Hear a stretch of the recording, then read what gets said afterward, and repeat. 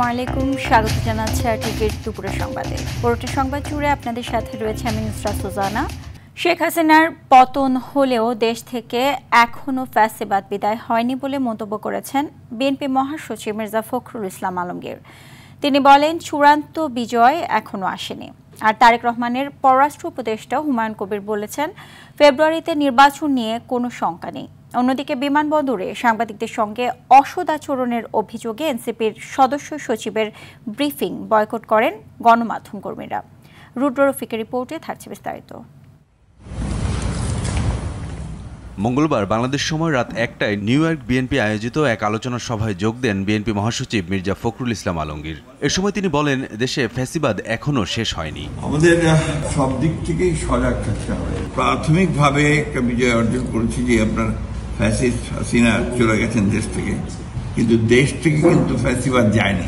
প্রধান উপদেষ্টার সঙ্গে জাতিসংঘ সফর শেষে সকালে দেশে ফেরেন বিএনপির ভারপ্রাপ্ত চেয়ারম্যান তারেক রহমানের পররাষ্ট্র বিষয়ক উপদেষ্টা হুমায়ুন কবির। এ সময় গণমাধ্যম কর্মীদের তিনি জানান, ফেব্রুয়ারিতে নির্বাচন নিয়ে কোনো সংশয় নেই। ইন্টারিম সরকার যথেষ্ট আন্তরিক আছে, মানে এটা টাইমেই হওয়ার জন্য। এখানে বিরোধী দল হিসাবে আমাদেরও সমর্থন আছে, তো ইনশাআল্লাহ টাইমেই হবে, ফেব্রুয়ারিতেই হবে নির্বাচন। তারেক রহমানের নেতৃত্বে বিএনপি আগামী জাতীয় নির্বাচনে অংশ নেবে বলেও জানান তিনি। ওনার নেতৃত্বেই বাংলাদেশ জাতীয়তাবাদী দল নির্বাচনে পার্টিসিপেট করবে। He will be leading the BNP into the next national elections, general elections.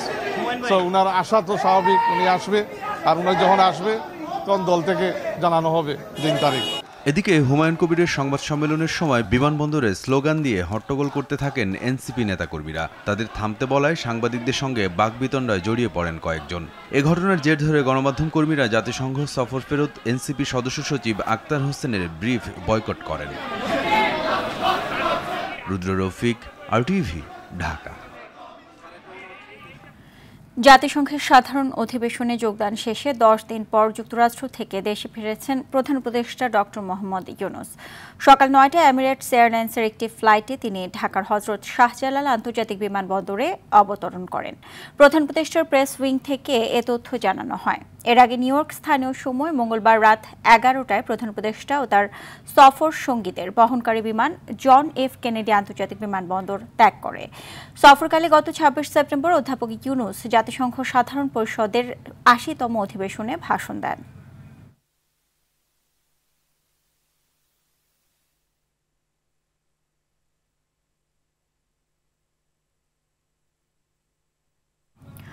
প্রতিমা বিসর্জনের মধ্য দিয়ে শেষ হচ্ছে শারদীয় দুর্গাপূজার 5 দিনব্যাপী উৎসব। আনুষ্ঠানিকতার শুরুতে সারা দেশের মণ্ডপগুলোতে অনুষ্ঠিত হয়েছে বিহিত পূজা। এদিন স্থানীয় আয়োজন ও সুবিধা মতো সময়ে শোভাযাত্রার মাধ্যমে দেবী দুর্গার প্রতিমা বিসর্জন দেওয়া হবে। শাস্ত্রমতে আজ উমা মর্ত ছেড়ে কৈলাসে ফিরে যাবেন দোলায় চড়ে। দেবীর বিদায়ের আগে মণ্ডপে মণ্ডপে সিঁদুর খেলায় মেতে উঠবেন নারীরা। দেবীর চরণের সিঁদুর নিয়ে নিজেদের রাঙিয়ে তুলবেন তারা। শাস্ত্রমতে স্বামীর মঙ্গল কামনায় দশমীর দিন নারীরা দুর্গার সিঁথিতে দেওয়া সিঁদুর নিজের সিঁথিতে লাগিয়ে আশীর্বাদ নেন।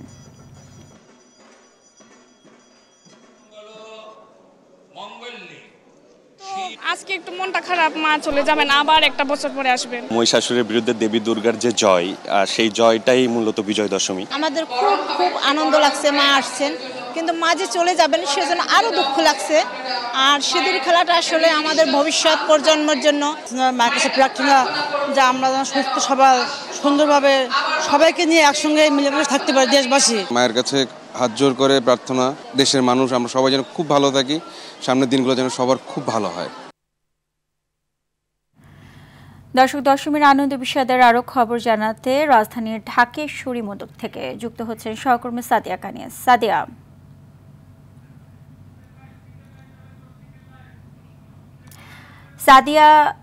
সাদিয়া, দশমীর আচার আনুষ্ঠানিকতা কি কি আছে এবং দেবী বিসর্জনের প্রস্তুতি সম্পর্কে আমাদেরকে বিস্তারিত জানাবেন।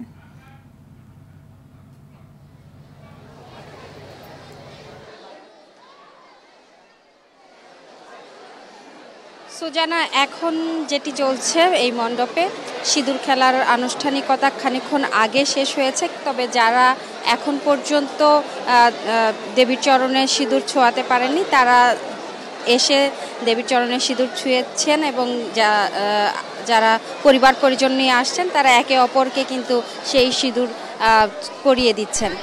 তো এই আনুষ্ঠানিকতাগুলোই চলছে এবং সকালে যেটি হয়েছে দশমীর বিহিত পূজার মধ্য দিয়ে সকালের আনুষ্ঠানিকতা শুরু হয় এবং এরপর ধাপে ধাপে যেসব পর্যায়ক্রমে যে আনুষ্ঠানিকতাগুলো ছিল সেগুলো সম্পূর্ণ হয়েছে, যেমন দর্পণ বিসর্জন, ঘট বিসর্জন, এই আচার অনুষ্ঠানগুলো হয়েছে। আপনাকে একটু জানিয়ে রাখি যে ঘট বিসর্জন মূলত ঘট আর দর্পণ বিসর্জনের মধ্য দিয়ে প্রতীকীভাবে দেবী দুর্গাকে বিসর্জন দেওয়া হয়, সেই আনুষ্ঠানিকতা হয়েছে এবং আমরা সকাল থেকেই দেখেছি যে ভক্তদের পদচারণায় কিন্তু এই মণ্ডপ একেবারে মুখরিত হয়ে ওঠে। খানিকক্ষণ আগে নাচ গানের অনুষ্ঠান হয়েছে, একে অপরকে বিজয়া দশমীর শুভেচ্ছা জানাচ্ছেন এবং সৌহার্দ্য বিনিময় করছেন। তো তাদের প্রত্যাশা সকল অনাচার যেন দূর হয়, সবার মাঝে যেন মঙ্গল ছড়িয়ে পড়ে। দেবী দুর্গা যেহেতু এবার গজে করে এসেছিলেন, দোলায় ফিরছেন, সব যেন মঙ্গল করে দিয়ে যান এবং সব অশুভ শক্তি যেন নাশ হয়, সেই প্রত্যাশার কথাই কিন্তু ভক্তরা জানাচ্ছেন। আবারও 1 বছর অপেক্ষা করতে হবে, যদিও এই বিদায় বেলায় ভক্তদের মনে কিছুটা বিষাদের সুর বেজে উঠেছে, তারপরও কিন্তু তারা আবারও 1 বছরের অপেক্ষা করবেন, সেই প্রত্যাশা জানিয়েই কিন্তু তারা দেবীর কাছে বন্দনা করছেন। এবং যেহেতু আজ কৈলাসে ফিরে যাচ্ছেন দেবী দুর্গা, সেই জায়গা থেকে আসলে ভক্তদের মধ্যে দেখেছি মিশ্র প্রতিক্রিয়া। সকাল থেকে তারা আনন্দ কাটালেও বেলা বাড়ার সাথে সাথে তাদের মধ্যে বিষাদ আমরা লক্ষ্য করেছি। তো আফসানা, এই ছিল আমার কাছে সর্বশেষ ঢাকেশ্বরী মন্দির থেকে। জি, আপনাকে অসংখ্য ধন্যবাদ। দর্শক, দুর্গাপূজার বিজয়া দশমীর আরও খবর জানাতে আশুলিয়া থেকে সরাসরি যুক্ত হচ্ছেন সহকর্মী ওমর ফারুক। মণ্ডপগুলোতে ভক্তদের ভিড় কেমন দেখছেন এবং দেবী বিসর্জনের প্রস্তুতি সম্পর্কে আমাদেরকে বিস্তারিত জানাবেন। সুজানা, আপনাকে ধন্যবাদ। আমি এই মুহূর্তে রয়েছি শিল্পাঞ্চল আশুলিয়ার যে নয়ারহাট এলাকায় যে মন্দির রয়েছে, সেই মন্দিরে আমি অবস্থান নিয়েছি। তো শিল্পাঞ্চল আশুলিয়ায় কিন্তু এবার 97টি পূজা মণ্ডপে কিন্তু এই শারদীয় দুর্গা উৎসব, যেটা হিন্দুদের সবচেয়ে বড় ধর্মীয় উৎসব, সেটা পালন করছে ভক্তকুলেরা। তো আজকে বিসর্জনের দিন, আজকে দেবী কিন্তু সে অসুর বধের মধ্য দিয়ে কিন্তু তিনি কৈলাসে ফিরে যাবেন বলে আমাদেরকে জানিয়েছেন। এই পূজা মণ্ডপের যে পুরোহিত রয়েছে তিনি আমাদেরকে জানিয়েছেন যে আজকে কিন্তু দশমী, যেটা বিসর্জনের দিন, আজকে কিন্তু ভক্তকুল, যেটা বলতে বোঝায় একটু পরে কিন্তু বিকালে শুরু হবে সিঁদুর খেলা। তো আমরা একটু নয়ারহাটের যে মন্দির রয়েছে সেই মন্দিরে কিন্তু আমরা এই মুহূর্তে অবস্থান করছি। সিঁদুর খেলার মধ্য দিয়ে কিন্তু সন্ধ্যার পরে কিন্তু দেবী বিদায় নেবেন, ভক্তকুলের মাঝ থেকে তিনি বিদায় নেবেন, তিনি কৈলাসে ফিরে যাবেন তার স্বামীর বাড়িতে।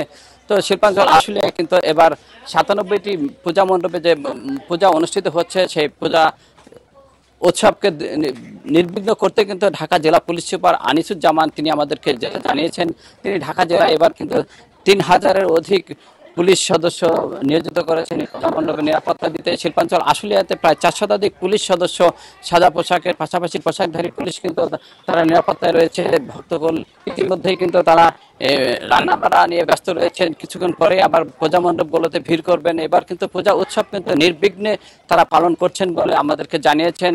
বিগত দিনের তুলনায় কিন্তু এবারে পূজা উৎসব তারা উৎসবমুখর পরিবেশে তারা পালন করছেন। তো দেবীর বিদায় নিয়ে কিন্তু তারা একটু ব্যথিত বলে আমাদেরকে জানিয়েছেন।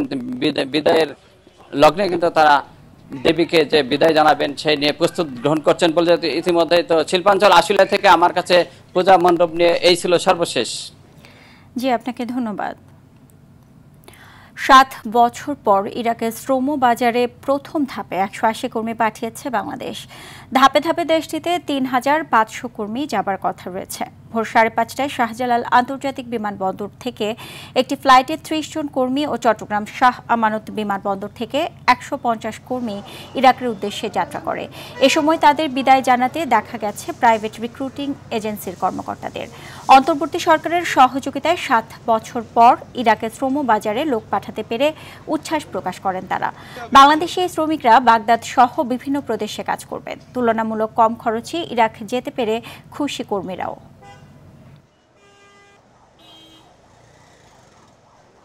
দীর্ঘ 7টা বছরের উপরেই লাগিয়েছে আমাদের এই বাজারটা ওপেন করতে।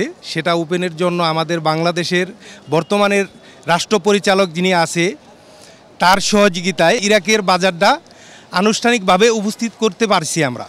আমাদের আজকের ফ্লাইটে চিটাগাং থেকে 150 জন, ঢাকা থেকে 30 জন, টোটাল 180 জন আজকের ফ্লাইটে যাবে। 2.5 লক্ষ টাকা নিচে 40,000 টাকা বেতন আমার। অনেক ভালো কোম্পানি, অনেক সুযোগ সুবিধা আছে। তো এই সবাই দোয়া করবেন আমাদের জন্য, আমরা যেমন প্রবাসে সুখ শান্তি থাকতে পারি। দুবেলা দুমুঠো খাবারের জন্য প্রতিনিয়ত লড়তে হয় পথ শিশুদের। নেই মাঠা গোজার ঠাঁই। সামাজিক নিরাপত্তার বেষ্টনীর বাইরে থাকা এসব শিশু পাচ্ছে না সরকারি সহায়তাও।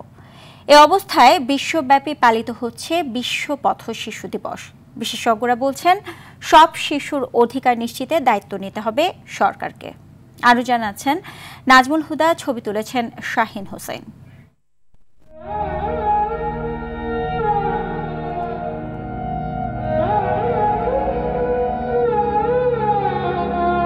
হেসে খেলে বেড়ানোর দুরন্তপনা শৈশবে ওদের করতে হয় বাঁচার সংগ্রাম। সকাল হলেই কুটি কুটি পায়ে রেললাইন ধরে হেঁটে বেড়ায় পথশিশুরা। কুড়িয়ে পাওয়া বোতল দুমুঠো অন্ন জোগায় তাদের। 2000 বা 1000 এরকম বোতল বেচতে পারি সপ্তাহে। এটি দিয়ে খাই, কাপড় চোপড় কিনি। বোতল ঢুকায় আর পশ্চিমের কাজ করি আর বোঝা টানি। শিক্ষার অধিকার থাকলেও বঞ্চিত তারা। মুখ মলিন সুরক্ষার প্রশ্নেও। টাকা পয়সা রাখলে একটু ভর্তি থাকতাম, পড়তাম। কত ঘুমাইতেছি, পথশিশুদের 94% এখনও দেশের সামাজিক নিরাপত্তা বেষ্টনীর বাইরে বলে কারিতাসের এক গবেষণায় উঠে এসেছে। এছাড়া 51% কোনো স্কুল বা মাদ্রাসায় পড়ছে না। শুধু পথশিশু নয়, সহিংসতার শিকার হচ্ছে অন্য শিশুরাও। আইন ও সালিশ কেন্দ্রের তথ্য বলছে, চলতি বছর জানুয়ারি থেকে আগস্ট পর্যন্ত শিশুদের সঙ্গে 725টি সহিংসতার ঘটনা ঘটেছে। পরিসংখ্যান বলছে, প্রতি মাসে গড়ে 37 জনের বেশি শিশু হত্যার শিকার হচ্ছে, যা ঘটছে ধর্ষণ ও নির্যাতনের পর হত্যাসহ আত্মহত্যার মতো নানা স্পর্শকাতর কারণে। এতে প্রশ্ন থেকে যায়, যেখানে শিশুদের বেঁচে থাকাই অনিশ্চিত, সেখানে বাকি অধিকারগুলো কতটুকু সুনিশ্চিত?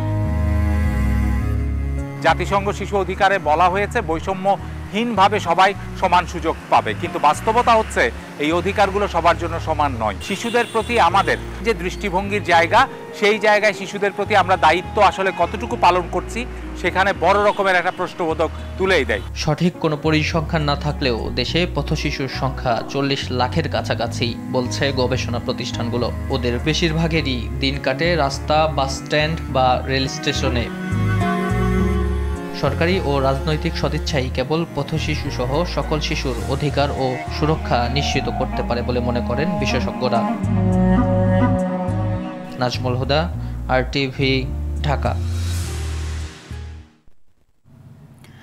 চট্টগ্রাম কক্সবাজার মহাসড়কে চলতি বছরের আগস্ট পর্যন্ত 65টি দুর্ঘটনা ঘটেছে।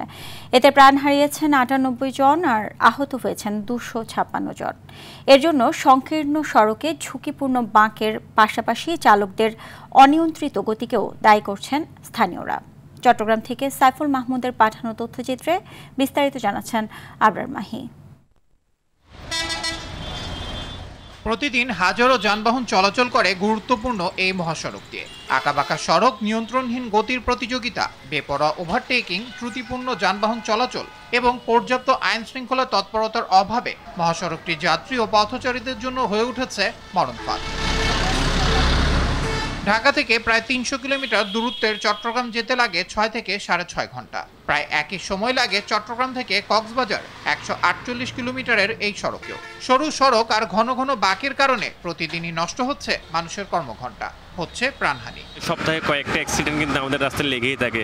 এটা ডিস্ট্রিক্ট গাড়ি বলেন বা এখানকার লোকাল গাড়ি যেটা বলে। আঁকাবাঁকা রাস্তা, এই রাস্তাটা অবশ্যই একটা গতিটা, স্পিডটা বজায় রেখে গাড়িটা চালানো উচিত। যেহেতু রোডটাতে লেন কম এবং রোডটা চিকন, সেই অনুযায়ী রোডটাতে আমাদেরও কিছু তৎপরতা থাকা উচিত, প্রশাসনেরও থাকা উচিত।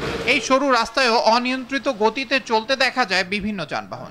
এখানে অনেক বেশি গাড়ি যাতায়াত করে, কিন্তু সে তুলনায় রাস্তার প্রশস্ততা কম। দ্রুত গতিতে যানবাহন যে চালানো হয় এটা একটা কারণ। যান্ত্রিক ত্রুটি থাকে, ফিটনেসবিহীন গাড়ি চালানো, এই জন্য সড়ক দুর্ঘটনা ঘটে। এদিকে সড়কে দুর্ঘটনা রোধে সচেতনতার উপর জোর দিলেন অতিরিক্ত ডিআইজি মোহাম্মদ শাহিনুর আলম খান। পথচারীদের কারণ থাকে, রাস্তার কন্ডিশন থাকে, বিভিন্ন 8-10টা ফ্যাক্টর এর মধ্যে কাজ করে। রুট সেফটি নলেজটা যদি আমাদের থাকে এবং সেটা যদি আমরা সবাই মেনে চলি, তাহলে আমি মনে করি এটা হয়তো জিরো হবে না, বাট কমিয়ে আনা সম্ভব আর কি। তবে শুধু যানবাহনের বিরুদ্ধে অভিযান নয়, সড়ক প্রশস্তকরণ ও ঝুঁকিপূর্ণ বাঁক কমানোর দাবি স্থানীয়দের। আবরার মাহি, RTV। ইসরায়েলি বাধা ও ধরপাকড় পেরিয়ে গাজার জলসীমায় প্রবেশ করেছে গ্লোবাল সুমুদ ফ্লোটিলা।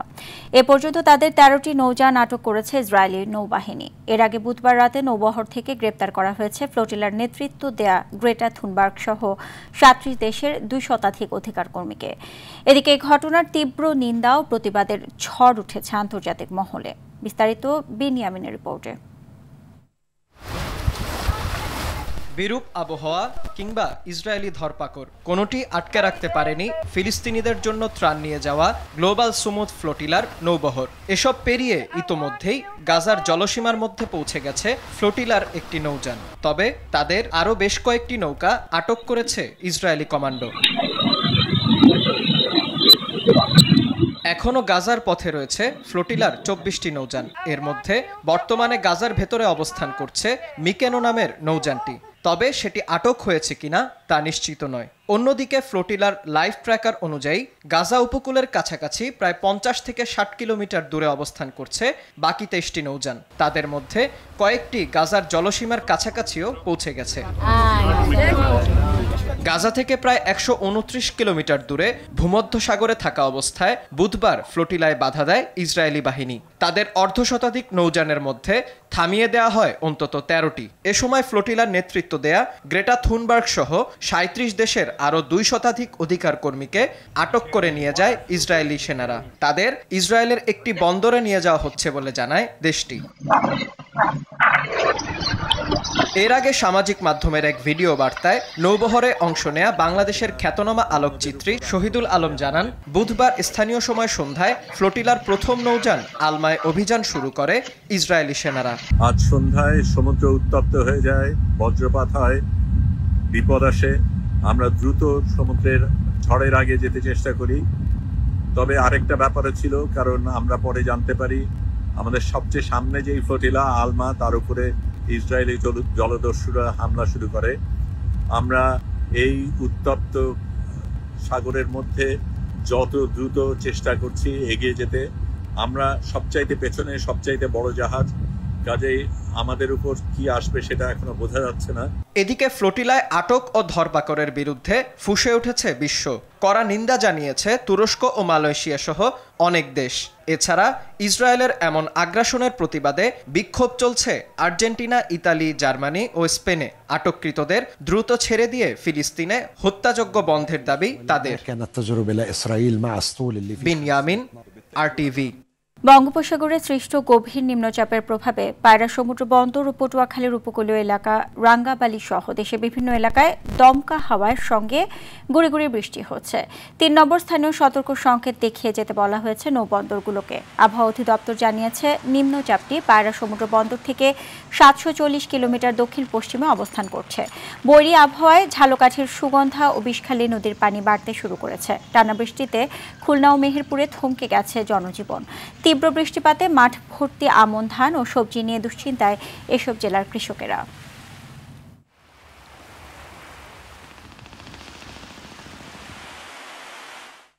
দর্শক, আবহাওয়ার আরও খবর জানাতে ঝালকাঠি থেকে সরাসরি যুক্ত হচ্ছেন সহকর্মী জহিরুল ইসলাম জলিল। বঙ্গোপসাগরে সৃষ্ট নিম্নচাপের প্রভাবে উপকূলের আবহাওয়া কেমন দেখছেন, আমাদেরকে বিস্তারিত জানাবেন।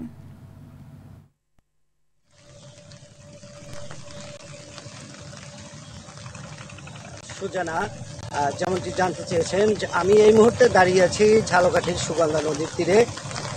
বঙ্গোপসাগরের সৃষ্ট লঘুচাপটি নিম্নচাপের যে প্রভাব ছিল সেটি লঘুচাপের প্রভাব বিস্তার করার পরপরই কিন্তু ঝালকাঠিতে এর প্রভাব আমরা লক্ষ্য করতে পেরেছি। সকাল থেকে কিন্তু বৃষ্টি হচ্ছে, একইভাবে বৃষ্টি বলা যেতে পারে, যেহেতু সকালের চেয়ে প্রচুর বৃষ্টি ছিল, এখন কিছুটা কম, তবে বৃষ্টির প্রভাব কমেনি। তারপরে কিন্তু যে মানুষের যে জীবনযাত্রা সেটি কিন্তু ব্যাহত হচ্ছে, তাছাড়া যে নদ নদীর পানি তাও কিন্তু স্বাভাবিকের চেয়ে কিছুটা বৃদ্ধি পেয়েছে। তবে আমরা যেটি লক্ষ্য করতে পেরেছি, ইতিমধ্যে আমরা কৃষকের সাথেও কথা বলেছি, এই জেলায় ইতিমধ্যে কিন্তু আমনের যে চাষাবাদের একটি মৌসুম চলছে। এই মৌসুমে কৃষকরা যে আমনের যে রোপার যে কাজ সেটি সম্পূর্ণ করেছেন। তবে যদি বৃষ্টি এবং যদি পানির প্রভাব আরও বৃদ্ধি হয় তাইলে কিন্তু আমনের যে চাষাবাদ তাতে বিঘ্ন ঘটবে বলে কৃষকরা জানিয়েছে। এই জন্য তারা কিন্তু দুশ্চিন্তায় দিন পার করছেন। তবে এই বিষয়ে কিন্তু আমরা কৃষি বিভাগের সাথে যদি আলাপ করতে পেরেছি, কৃষি বিভাগ বলেছেন যদি বৃষ্টিটি এবং পানির প্রভাব যদি বিস্তার না ঘটে, তবে আমাদের এই নদীমাতৃক যে জেলায় জোয়ার ভাটার কারণে পানির যে প্রভাব সেটি কমে যাবে, তাহলে কৃষকের যে ক্ষয়ক্ষতির যে সেটি আশঙ্কা নেই। তবে আমরা যেটি লক্ষ্য করতে পেরেছি, ইতিমধ্যে সকাল থেকে যে বৃষ্টি, এই বৃষ্টির ফলে কিন্তু সুগন্ধা এবং বিষখালী নদীর পানি স্বাভাবিকের চেয়ে প্রায় 2 ফুট বৃদ্ধি পেয়েছে। তবে রাতে আরও পানি বাড়ার আশঙ্কা রয়েছে। সুজানা, ধন্যবাদ আপনাকে। দুপুরের সংবাদে পর্যন্তই। জেলা সংবাদ বিকেল 5:45টায় দেখার আমন্ত্রণ রইল। এতক্ষণ সাথে থাকার জন্য সবাইকে ধন্যবাদ।